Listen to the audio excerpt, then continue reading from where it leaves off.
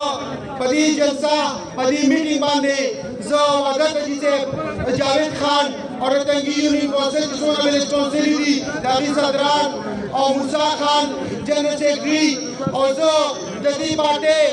هغه نوجوانان هغه مشرانو زه ډېره زیاته شکریه ادا کوم چې په دې لنډ تنګ وخت کې د تنګي خلک د هغه خلک چې کوم خلک مخکې ملي رهبر آفتاب احمد خان چې په سره باندې په مقابله کې روان وو او زه د چترۍ باندې راغلي خلکو دوکه کړي وو او هغه نن واپس په دې تنګي په منځ کې راغونډ کړل زه دوی له مبارکباد ورکوم او دا ډاډګیرونه ورکوم او انشاءالله د روان وخت لپاره دا ورته وایم چې انشاءالله نور یونین کونسلې خو به کېږي خو انشاءالله د تنګي یونین کونسل نه به انشاءالله ملي رهبر آفتاب احمد خان چې پاسه کامیاب وو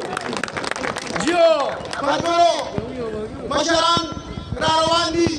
انشاءالله دوی به خپلې خبرې کوي زه د دې سټیج نه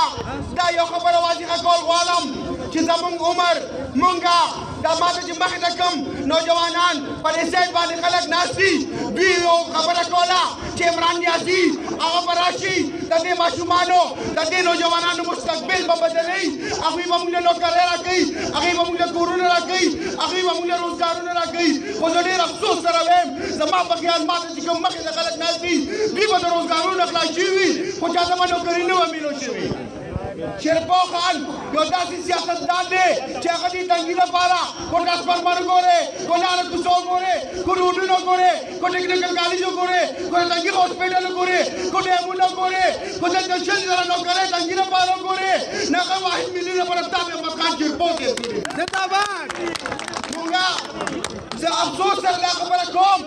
دلته یو ای پی ای دی دلته یو ایم ایل ای دی په دې شب قدر کې زه تاسو ته وایم زه بار بار دا خبره کوم چې په پارلیمنت کې په اسمبلی کې دلته ایم پی ای دلته ایم ایل ای چېرته تللی دي د تنګي خلکو لپاره اواز اوچتکړی دي د تنګي خلکو سره دې ایم ایل ای صرف یو وارې ښه کوي چې د تنګي سل یو نیم سل کسانو باندې اف آی آر خو دا د پوسټ وخت شته دا بیا بېروزګاره شو او دا بیا ووتل دا مداریان دوی به بیا تا ته راځي تا ته به وایي چې ستا زوی څنګه دی ستا پلار څنګه دی څنګه چې د خاندان دې ټیک دی که نه دی ورته ووایه وایي مینه کټپوت دی وزیر اعظم ته دې ووایه چې تم دلته راغلی نو په کاڼو به دي